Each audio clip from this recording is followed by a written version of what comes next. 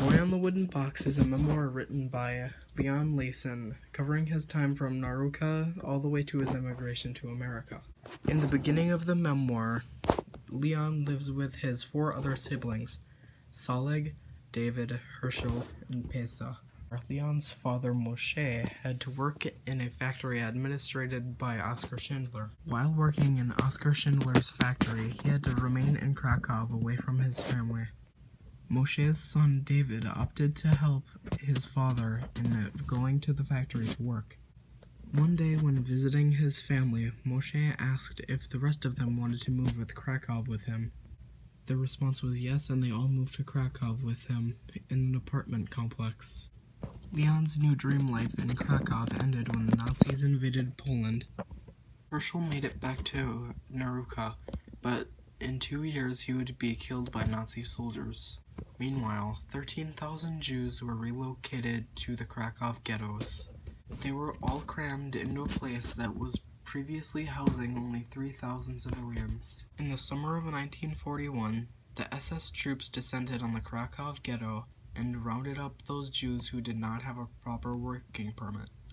Leon remembers the absolute feeling of fear as the SS soldiers took his brother Saleg from their apartment. It was the last time Leon ever saw his brother, who probably died at the Belzec death camp. After this had happened, Leon's father Moshe was taken to the Plasov work camp. Later that year, the Nazis had rounded up all of the remaining Jews in the ghetto. Leon and his mother were hiding in a shed until everybody had left. They only left the shed when a man claiming to know Moshe told them that there was a train leaving for Plasov, and both of them boarded. The time at Plasov was the closest thing to hell that Leon Layson had ever experienced. He spent his time there doing physical labor. His life was saved when his name was on a list of Jews that were said to be working at Oskar Schindler's factory in Krakow. Leon worked 12-hour shifts along with the adults, but Schindler doubled his rations when he saw how weak he was, and took him off the line when his eyesight began to falter. As the rage cracked, Leon was moved to the others to the Gross Rosen concentration camp in Germany, and then to Brunlitz in Czechoslovakia, where Schindler had taken over an arms factory.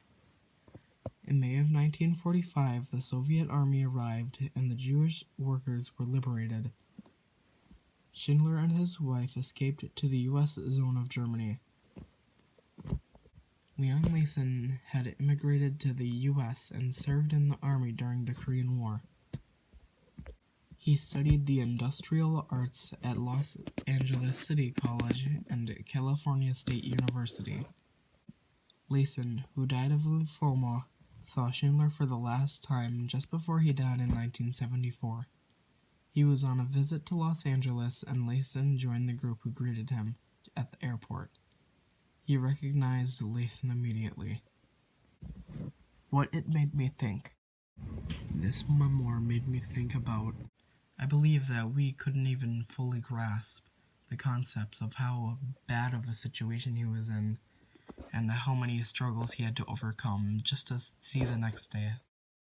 What I believe the best part is when Leon Layson is stuck in the Plasov work camp. It was interesting to learn about how exactly bad it was, not to the degree of just working. I thought it was extremely unfortunate that he was starved and still had to work every day just to ensure his survival. And that was just extremely interesting to me, and I believe that's why it was the best part, in my opinion. Now, why others would want to read this memoir.